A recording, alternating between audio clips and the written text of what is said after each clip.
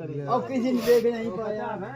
तो इन आंखों के द्वारा जब आप अपने को नहीं देख सकते हो तो अपने बाप को कैसे देख सकते हो? भाई बाप दो हैं, एक तो शारीरिक बाप, एक आत्मिक बाप। ये शारीरिक बाप को तो सब जानते ही ये हमारा बाप है, लेकिन आत्मिक बाप को न तो आत्मा को कभी किसी ने देखा न बाप को देखा, तो उसे जाना जा सकता है, देखा नहीं। ये सब बातें बहुत टाइम की हैं, देखना है। स्वर्ग यही जमीन जो आपने प्रश्न किया, स्वर्ग नरक क्या है? आज सभी नरक में पड़े हैं।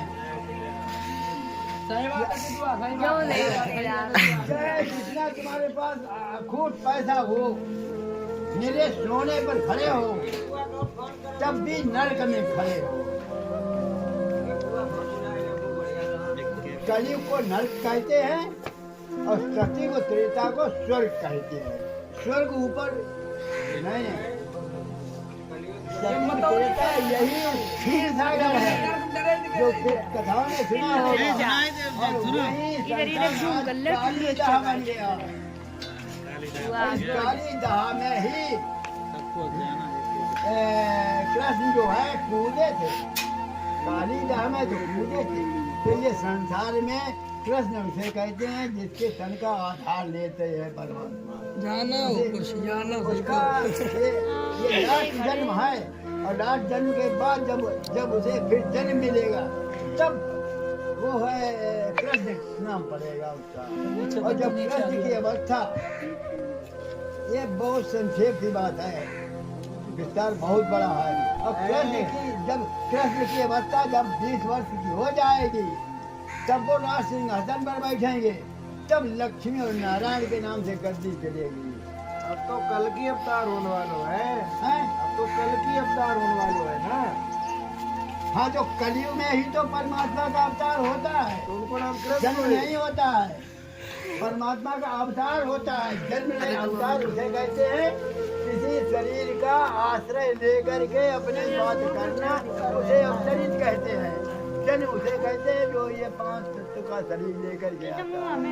आप ये अपना शरीर लेकर, लेकिन आप कम से कम विचार कर लो कि हमारे शरीर को बनाने वाला वही तो है, लेकिन उसने कितना खुद के बनाया गर्भ के अंदर, किसी ने देख पाया नहीं देख पाया। तो उसका थोड़ा लिहाज करो कि जिसने हमें इतना सुंदर हमें बना करके हमें, ये हमारा मकान है, इस आत्मा का मकान है। और जब आत्मा इसमें से निकल जाती है तो मकान खाली है, कोई आवाज नहीं। ये मकान में आदमी रहते हैं, आपने पुकारा, आवाज आ गई, और जब इसमें कोई है ही नहीं तो खाली पड़ा है, आप पुकारते रहो। इसी तरह से मंदिरों मस्जिदों में आप पुकारते रहो, वहाँ है कुछ नहीं।